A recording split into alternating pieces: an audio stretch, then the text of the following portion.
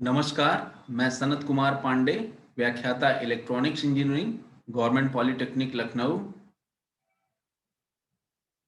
आज के इस lecture principle of communication engineering में मैं आपका हार्दिक स्वागत करता हूं।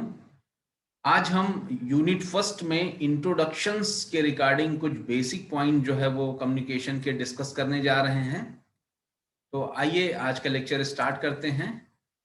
आज का जो मेन हमारा कंसंट्रेशन होगा that is basic scheme of communication system. Communication systems की बेसिक स्कीम का हम डिस्कशन करेंगे। लास्ट टाइम पे हमने देखा था मॉड्यूलेशंस के बारे में, वहां हमने समझा था व्हाट इज द मॉड्यूलेशन, और मॉड्यूलेशन की प्रक्रिया में हमने देखा था कि हम अपने मैसेज सिग्नल को कैरियर सिग्नल के ऊपर सुपर इम्पोज करते हैं और कैसे लॉन्ग डिस्टेंस में ट्रांसमिशन जो है वो अपने सिग्नल को ट्रांसमीटर से रिसीवर पर कम्युनिकेट कराते हैं। इन सारी चीजों को हमने लास्ट लेक्चर में सीखा है। आज के लेक्चर में बेसिकली हम लोग सबसे पहले जो बेसिक कम्युनिकेशन सिस्टम का है कि कम्युनिकेशन होता क्या है।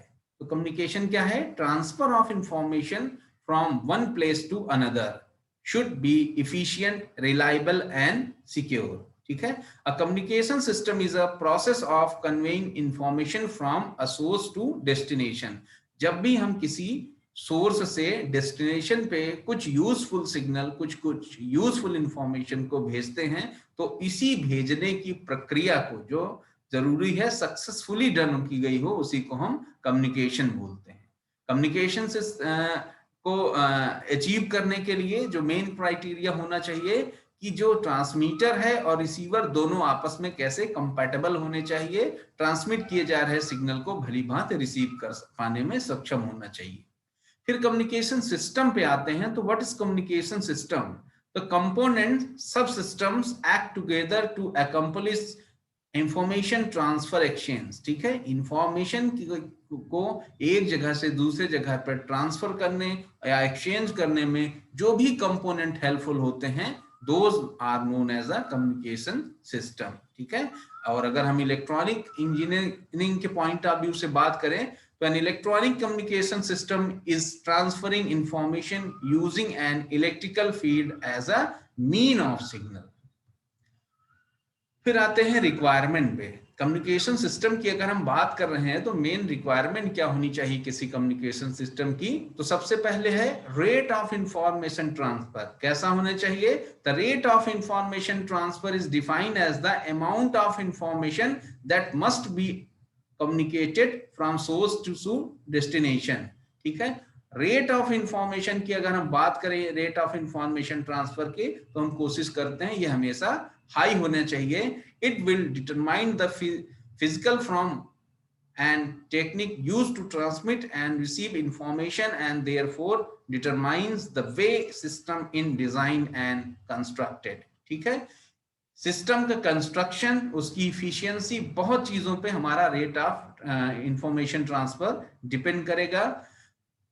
Another requirement is purity of signal receive. जो भी सिग्नल हम रिसीव कर रहे हो वो प्योर फॉर्म में हो, मतलब उसमें नॉइस का जो इंटरफेरेंस है बहुत कम होना चाहिए या नगण्य होना चाहिए। The receive signal must be the same as the transmitted signal. जो भी मैसेज सिग्नल हमने भेजा है, हम जब भी उसको रिसीव करें तो हमें वो ओरिजिनल फॉर्म में मिलना चाहिए। फिर आते हैं कम्युनिकेशन सिस्टम सिंपल होना चाहिए। Simplicity of the system. Any communication system must be convenient in order to be effective and efficient and easy to use. ठीक है। कॉम्प्लेक्स नहीं होना चाहिए सिस्टम। कोई भी व्यक्ति जो उसको यूज करना चाह रहा हो उसके कंपैटिबल होना चाहिए। ठीक है। सिस्टम की जो है वो क्लिष्टता होने के कारण उसको यूज करना आसान नहीं होता है, तो हम हमेशा सिंपल सिस्टम प्रिफर करते हैं। लेकिन simple system according to our requirement, और जरूरी हो कि वो हमारी रिक्वायरमेंट को भी पूरा करता हो। फिर रिलायबिलिटी होनी चाहिए सिस्टम में। User must be able to depend on a communication system. It must work when needed and transmit and receive information without error or with an acceptable error। ठीक है।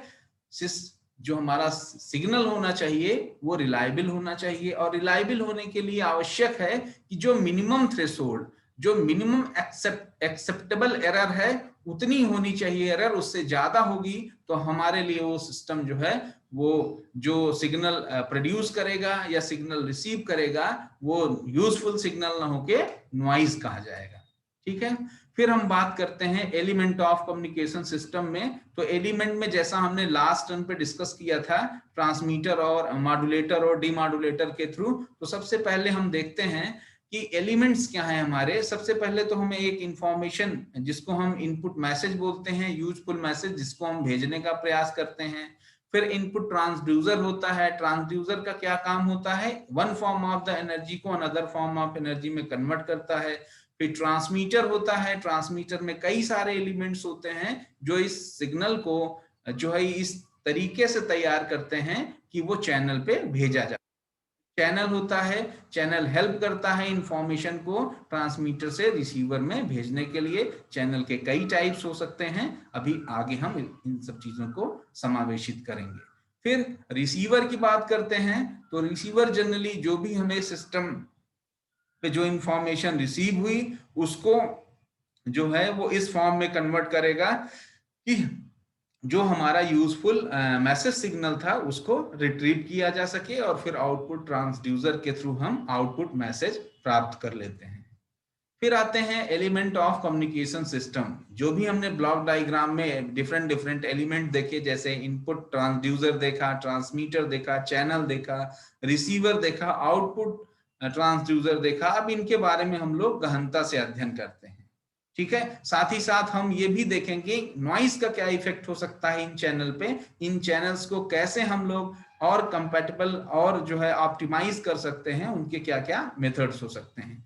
तो सबसे पहले आते हैं इनपुट ट्रांसड्यूसर। ट्रांसड्यूसर बेसिकली होता क्या है, to convert the message to a form suitable for particular type of communication system. मान लीजिए हम एग्जाम्पल के तौर पर वॉइस सिग्नल जैसे मैं जनरेट कर रहा हूं लेक्चर लेने में। अब ये इंफॉर्मेशन आप तक कैसे पहुंच रही होगी, सबसे पहले तो ये वॉइस सिग्नल किसमें, इलेक्ट्रिकल सिग्नल में कन्वर्ट हो रहा होगा। इलेक्ट्रिकल सिग्नल पे कुछ प्रोसेसिंग की जा रही होगी, आफ्टर दैट इसको ट्रांसमिट किया गया होगा और रिसीवर पे ये रिसीव किया गया होगा। ठीक है, फिर इसमें जो है वो डीमॉड्यूलेशन की प्रक्रिया हुई होगी और फिर इसको जो है डिकोड करके आप तक जो है वो मैसेज सिग्नल पहुंच रहा होगा। ठीक है, तो एग्जाम्पल के तौर पर जैसे speech waves are converted to voltage variation by a microphone का यहाँ एक एग्जाम्पल लिया गया। फिर आते हैं ट्रांसमीटर क्या होते हैं, the process the input signal to produce a transmitted signal that suited that characteristic of the transmission channel। ठीक है, इसमें डिफरेंट डिफरेंट एलिमेंट द्वारा डिफरेंट डिफरेंट काम किए जाते हैं, जैसे मॉड्यूलेशन की प्रक्रिया होती है, कोडिंग होती है। ठीक है, उसके साथ ही साथ जो है इसमें एम्प्लीफिकेशन का भी कार्य होता है, फिल्टरिंग का भी। तो इन सारी चीजों को समावेशित करके एक ट्रांसमीटर का निर्माण किया जाता है जिसके द्वारा हम सिग्नल को इस फॉर्म में कन्वर्ट कर पाते हैं जो सिग्नल हमारा चैनल पे आसानी के सुविधापूर्वक भेजा जा सके। ठीक है, और ये हमारा डिपेंड करेगा कि हमने कौन सी मॉड्यूलेशन स्कीम यूज करी, कौन सा कम्युनिकेशन सिस्टम यूज किया, एनालॉग सिग्नल भेजना है या डिजिटल सिग्नल भेजना है। इन कई चीजों को समावेशित करने के बाद हम ट्रांसमीटर को डिजाइन करने की प्रक्रिया को आगे बढ़ाते हैं और उसमें बहुत सारे एलिमेंट्स होते हैं जैसा हमने डिस्कस किया। फिर बात करते हैं चैनल की। तो चैनल क्या होता है, बेसिकली ये मीडियम है, a medium that bridges the distance from source to destination.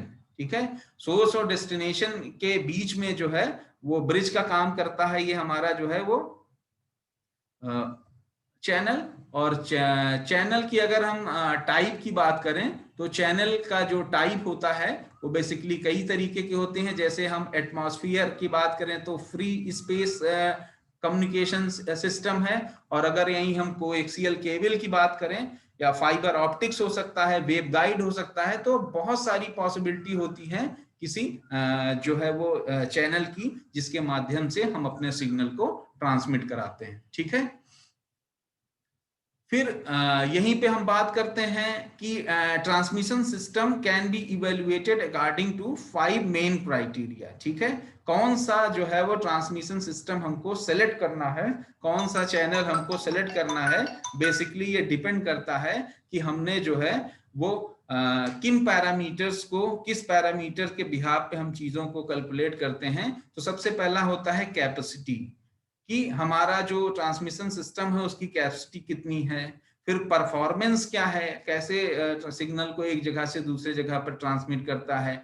Distance, कितनी डिस्टेंस पे हमारा ट्रांसमीटर और रिसीवर अवेलेबल है जिनके बीच में हमको सिग्नल को ट्रांसमिट करना है। फिर कितना सिक्योर है हमारा सिस्टम। ठीक है, सिक्योरिटी बहुत मेजर इशू होता है, अदरवाइज आपका जो मैसेज सिग्नल है वो लीक हो जाएगा। फिर cost which include installation, operation and maintenance, उस सिस्टम के इंस्टॉल करने में कितनी कॉस्ट आ रही है। फिर ऑपरेशन के दौरान जो मेंटेनेंस की जरूरत है उस पर कितना खर्च हो रहा है, सिस्टम के रख रखाव पर ओवरऑल कितना खर्च आ रहा है। इन सारी चीजों को हम दृष्टिगत रखते हुए किसी एक पर्टिकुलर कम्युनिकेशन सिस्टम को डिजाइन करते हैं। ठीक है, और उसी हिसाब से हम चैनल का भी इस्तेमाल करते हैं कि कौन सा चैनल हमको किस पर्टिकुलर ट्रांसमिशन के लिए यूजफुल होगा, उसी हिसाब से हम जो है इसको वो सिलेक्ट करते हैं। और ध्यान रखते हैं कि signal undergoes degradation from noise, interference and distortion. तो चैनल में इन सब चीजों को कैसे हम एनालाइज कर पाए, और नॉइज कम होना चाहिए, इंटरफेरेंस कम से कम हो, डिस्टॉर्शन कम से कम हो। तो इन्हीं चीजों को डिसाइड करते हैं, इन्हीं सब चीजों के बेसिस पे हम डिसाइड करते हैं कि कौन सा चैनल हमको यूज करना चाहिए। फिर यहां पर हम देखते हैं एलिमेंट ऑफ कम्युनिकेशन सिस्टम ने कि the two main categories of channel commonly used, एक तो लाइन चैनल होते हैं और एक फ्री स्पेस चैनल होते हैं। लाइन चैनल क्या है?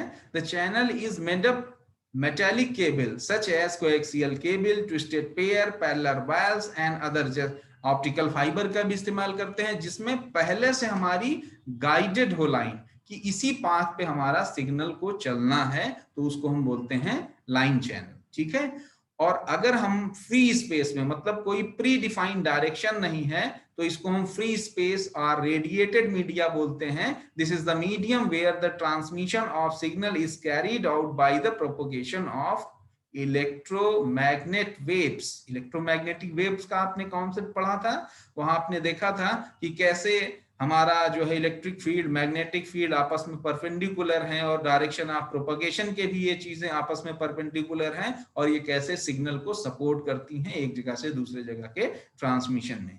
The main applications are in radio broadcasting, microwaves and satellite transmission systems. ठीक है, फ्री स्पेस चैनल का यूज जनरली कहाँ पे होता है? आपने देखा माइक्रोवेव में, सैटेलाइट ट्रांसमिशन एक्सेट्रा में। ठीक है, फिर हम बात करते हैं लॉसेस। मीडियम में लॉसेस ट्रांसमिशन के दौरान क्या क्या हो सकते हैं? तो बेसिकली लॉसेस कई तरीके के होते हैं, तो हम इनको क्या करते हैं? मिनिमाइज करने का प्रयास करते हैं। ठीक है, however each medium introduces losses termed as attenuation हो सकता है, डिस्टॉर्शन हो सकता है, एंड एड्स ऑन नॉइज हो सकती हैं, some degree to the transmitted signal. ठीक है, एटेन्युएशन, डिग्रेडेशन और नॉइज के एडिशन के द्वारा हमारी जो सिग्नल की क्वालिटी है वो डिग्रेड होती है, और एक एक्सटेंट से ज्यादा ये नहीं होना चाहिए, चाहे वो एटेन्युएशन हो रहा हो, चाहे डिस्टॉर्शन हो रहा हो, या किसी नॉइज का एडिशन हो रहा हो। ठीक है, there is normally no signal processing in the transmission medium, it is just the medium where the transmitter is connected to the receiver. ठीक है, जब भी सिग्नल का ट्रांसमिशन होगा, इन चीजों का समावेश उसमें होगा ही होगा, एटेन्युएशन भी होगा, डिस्टॉर्शन भी होगा, नॉइज का एडिशन भी होगा, लेकिन एक थ्रेशोल्ड तक, एक परमिसिबल लेवल तक ही होना चाहिए, अदरवाइज हमारा सिस्टम जो है वो परफॉर्म नहीं करेगा। फिर आते हैं एलिमेंट्स ऑफ कम्युनिकेशन सिस्टम पे। ठीक है, एलिमेंट्स ऑफ कम्युनिकेशन सिस्टम में हम आगे बढ़ते हैं रिसीवर पे। To extract the desired signal from the output channel and to convert it to a form suitable for the output transducer।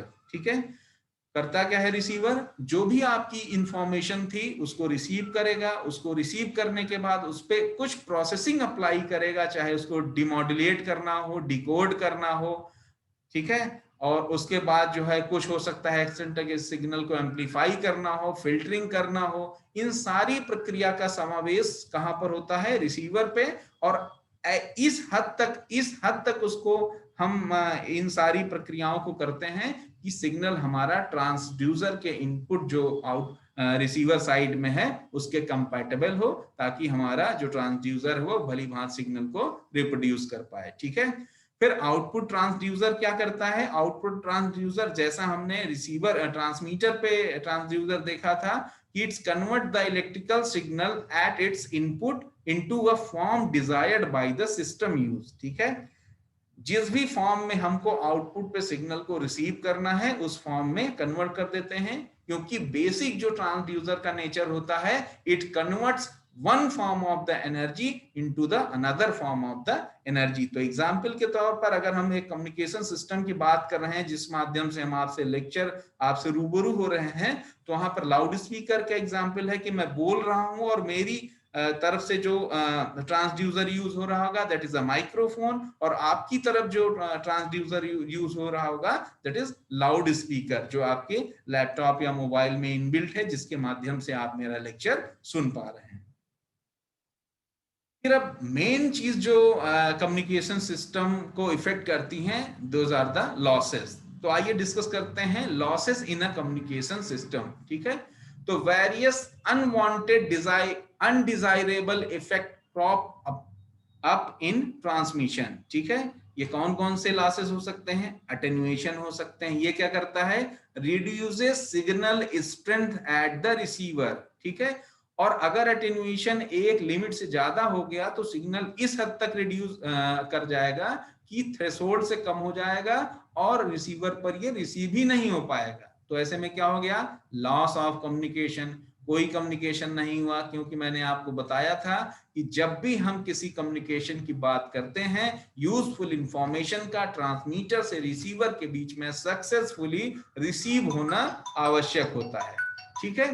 फिर हम बात करते हैं डिस्टॉर्शन की। डिस्टॉर्शन क्या करता है, wave form perturbation caused by imperfect response of the system to the desired signal itself. ठीक है। An equalizer can be used to reduce the effect. Distortion basically जो हमारा सिग्नल होता है उसको क्या करेगा, वेव फॉर्म्स को डिस्टॉर्ट करेगा। ठीक है। डिस्टॉर्ट करने से क्या है कि सिग्नल की हमारी यूजफुल जो फॉर्मेटिंग थी वो डिस्टर्ब होगी, और सिग्नल अब क्या होगा कि अपनी मूल भावना से क्या होगा, जो है वो भ्रमित हो जाएगा। ठीक है। जो मूल इंफॉर्मेशन उसमें थी हो सकता है अब वो उसमें ना समाहित रहे। ठीक है। तो डिस्टॉर्शन भी हार्मफुल होता है और हम इसको जो है रिड्यूस करने का प्रयास करते हैं।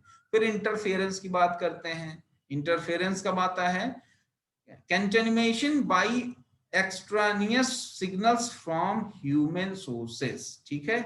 जब भी हमारे सिस्टम में हमारा यूजफुल सिग्नल ट्रांसमिट हो रहा होगा, हो सकता है कि चैनल की बाउंड्री के द्वारा या जो भी मीडियम में हमारे ऑब्स्टेकल्स आते हैं उनके कारण सिग्नल रिफ्लेक्ट होके और मूल सिग्नल से थोड़े फेज डिफरेंस के साथ मिले, तो ऐसी घटनाओं को जो है इंटरफेरेंस कहते हैं। और कम्युनिकेशन सिस्टम में एक इंटरफेरेंस होता है, interstitial interference, that is known as the ISI। ठीक है। बहुत हद तक हमारे मोबाइल कम्युनिकेशन में इफेक्ट करता है, जिसको हम आगे आने वाले लेक्चर्स में देखेंगे। ठीक है। कि ISI बेसिकली होता क्या है, कैसे हम इसको रिड्यूस कर सकते हैं ISI। तो इंटरफेरेंस, डिस्टॉर्शन एंड एटेन्युएशन, इन तीनों को हमको किसी कम्युनिकेशन सिस्टम में कम से कम रखने की आवश्यकता होती है। ठीक है।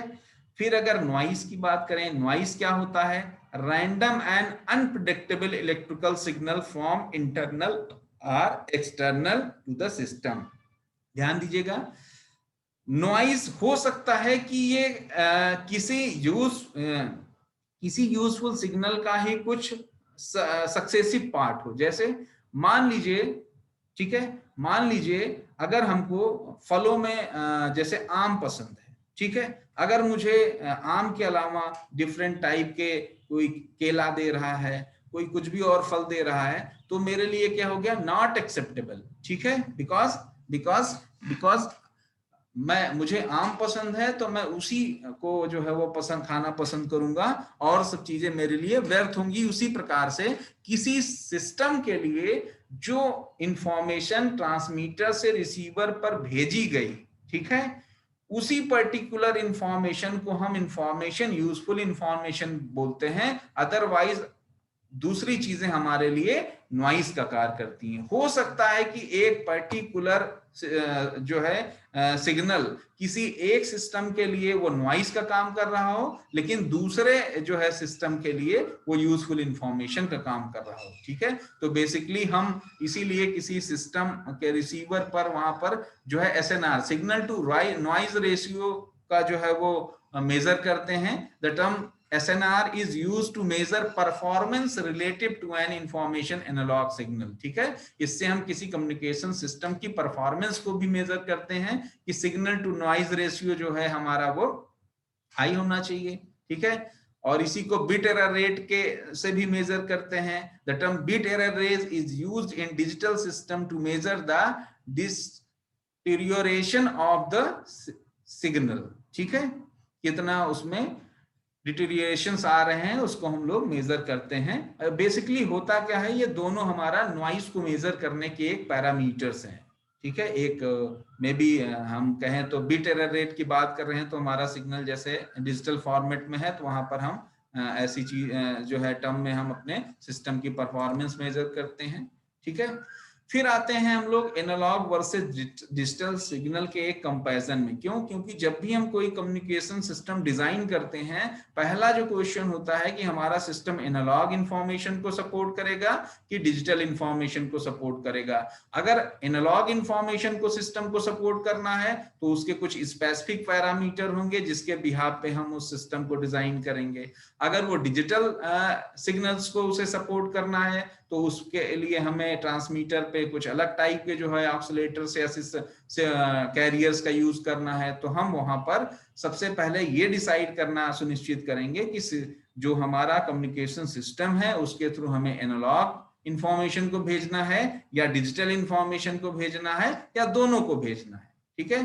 तो the signal can be analogue और डिजिटल मैसेज, ठीक है। ये डिपेंड किस पे करेगा कि जो हमारा मैसेज सिग्नल है वो एनालॉग है कि डिजिटल है। अब एनालॉग की बात करें तो एनालॉग क्या होता है? These are the continuous variations, assume the total range of frequencies time, ठीक है, all information is transmitted।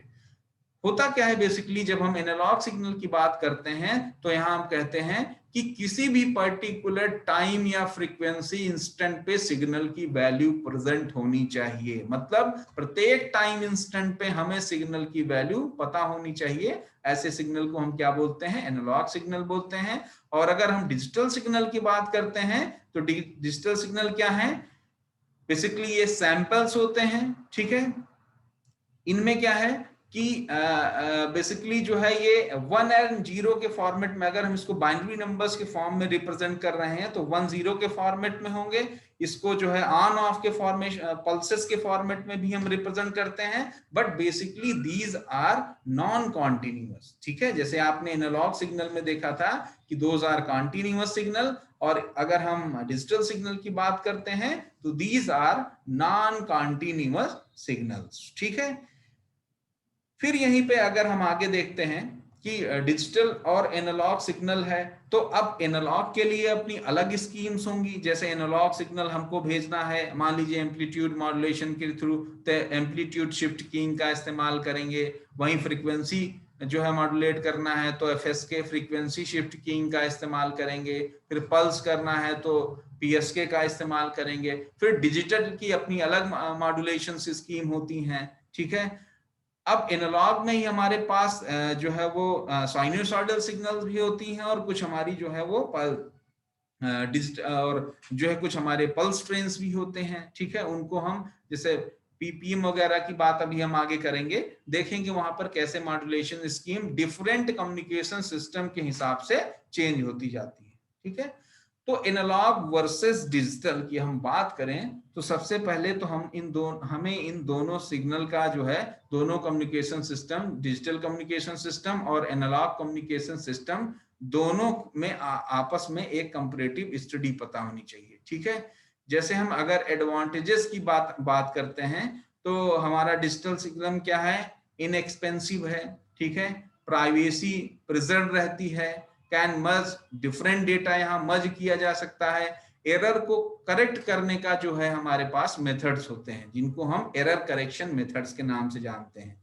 तो डिजिटल सिस्टम में अगर हमारे पास कई सारे एडवांटेजेस भी हैं, जैसे आप देख रहे हैं कि एरर को करेक्ट करना, अगर कोई एरर हमारा जो है वो ट्रांसमीटर से सिग्नल चला और रिसीवर पे फाइंड आउट हुई तो उसको हम करेक्ट कर सकते हैं, जो सिस्टम स्वतः करेगा। हमें नहीं पता है कि वहां से क्या इंफॉर्मेशन ट्रांसमीटर से चली थी, लेकिन वो रिसीवर पोर्ट पे हमको जो है सिस्टम को पता चलेगी और सिस्टम उसको रिप्रोड्यूस करने से पहले स्वतः इसको चेक करेगा और अगर कंफर्म होगा कि जो इंफॉर्मेशन ट्रांसमीटर से चली थी वही इंफॉर्मेशन रिसीवर पे रिसीव हुई है तो इसको क्या करेगा, ट्रांसड्यूसर को सेंड करेगा, अदरवाइज पहले इसमें करेक्शन का मेथड लगा के इसको करेक्ट किया जाएगा।